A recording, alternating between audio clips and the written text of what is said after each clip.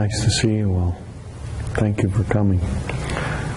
I know if I ask you for questions, you're going to ask me about my trip. So I'll tell you, it was really hard and it was really good.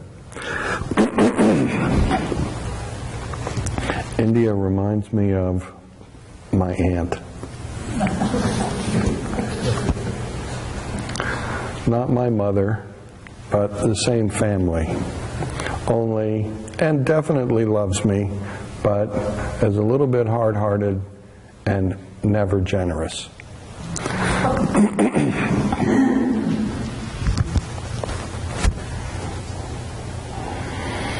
Nevertheless, I had a very great, excellent trip. So, thank you for asking.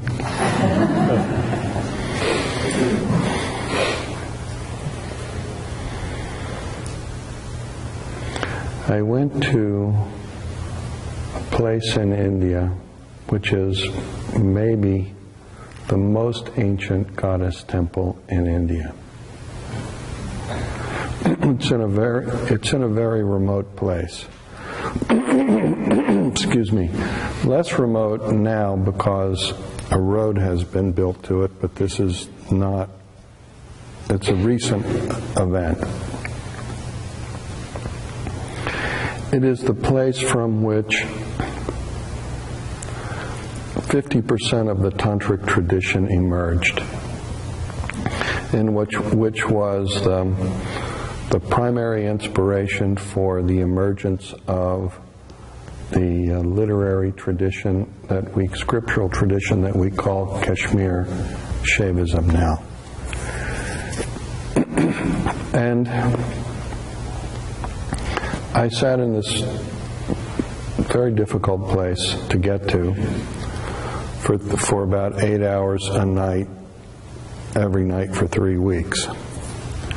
And during that time, I had a very powerful experience in which the goddess of the place that I was sitting in came and stood right in front of me.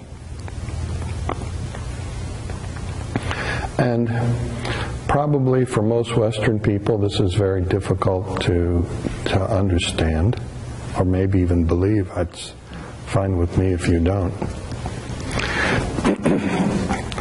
But and this experience also had with it a very powerful energy that came that I had to then stay focused on, and for the duration of my time there I had to be connected, hold the connection to and absorb that connection into my own nervous system so that that energy would be available to me all the time, and then of course because it would be alive in me, it could be available for you too. And this isn't an easy thing to do, to be aware of energy to begin with. Everybody talks about energy, but you know, thank you for not turning off your cell phone this evening, because, you know, I mean, I'd rather everybody did. Don't everybody bring your cell phone on. But it's a very nice thing to experience, to have happen, because, you know, I learned to meditate in New York on 10th Street in Manhattan at a time when 10th Street was definitely not fashionable. And so regularly, because there were no cell phones in those days, there were like fire trucks that used to drive right by the place, and just with their sirens blaring and the sound bouncing off the walls of the other buildings, and it would like be so loud, you know, it rattled your eardrums. And, you know, there were regularly people who get into screaming fights on the street right outside the meditation room. And it was, you know, it was training.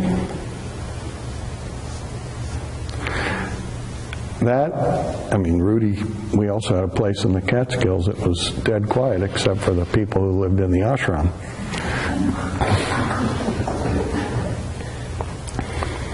But it was really about learning to, and one of the things you could notice is, did you get distracted by the cell phone or not? If you will notice, my attention didn't waver for a second. And it's very interesting because it's interesting to note, what our capacity for focusing is and how much distraction drags us away from that, focus, and how much we are endlessly entangled in every kind of trivial event that is simply noise and has no substance to it whatsoever, rather than staying focused and connected to the energy that we are trying to absorb within ourselves that will nourish us and dissolve our tensions and allow us to grow. Which is, I know you've heard me say this before, but maybe you haven't heard me at all, but which is, our sole purpose in this existence. If you think you are in this world to, get a job, have a career, get married, have babies, raise a family, if you think that's what your purpose in this world is, then you're in the wrong place. You should be someplace else. Because I say, and what we do here, is I say we are in this world to grow. And I say all those activities that I have mentioned before are perfectly wonderful ways in which we can extract nourishment from our life and express our own creative energy.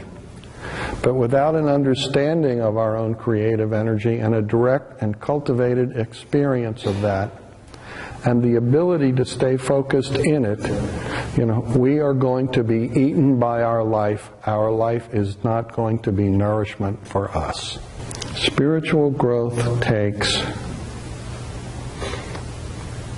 enough of a capacity to focus that you can begin to turn your attention within yourself and begin to experience, your own creative power. A power that is bigger than you can imagine. And even if you imagine it as big as you possibly can, you haven't scratched the surface. And you may not even believe me, but it's true.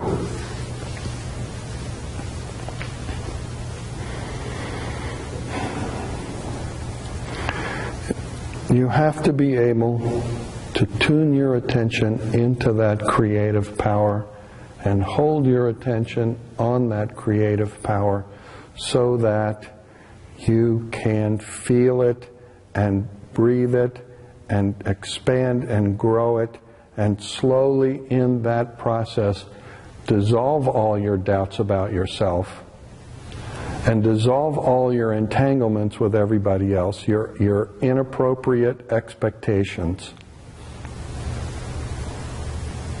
The inappropriate expectations which are the source of our anger and frustration with the world.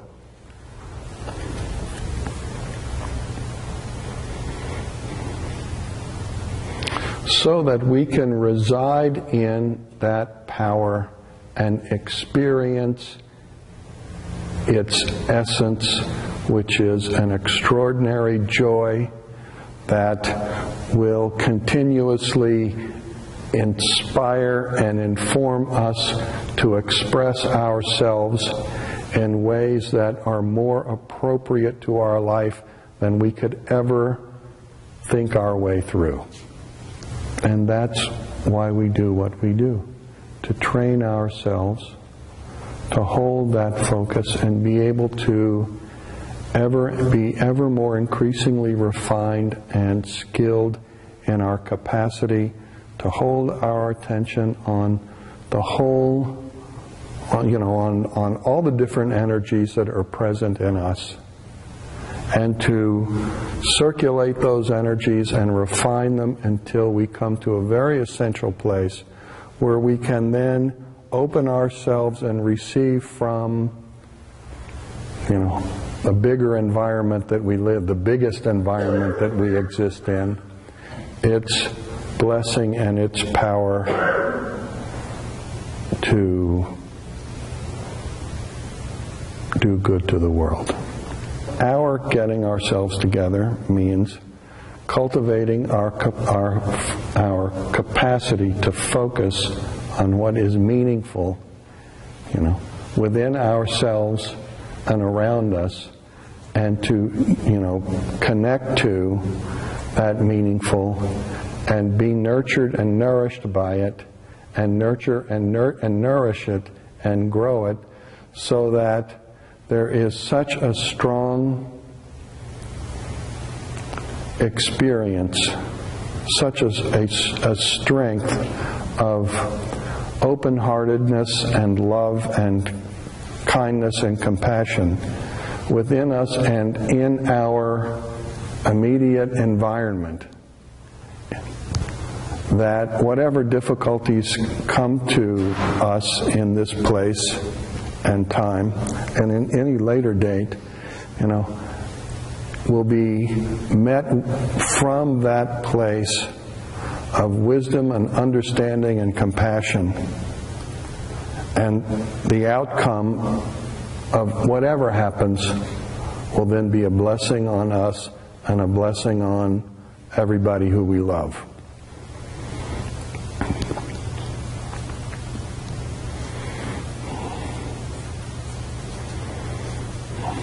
And what we're doing here is working to that end. Namaste, everyone. Very nice to be with you.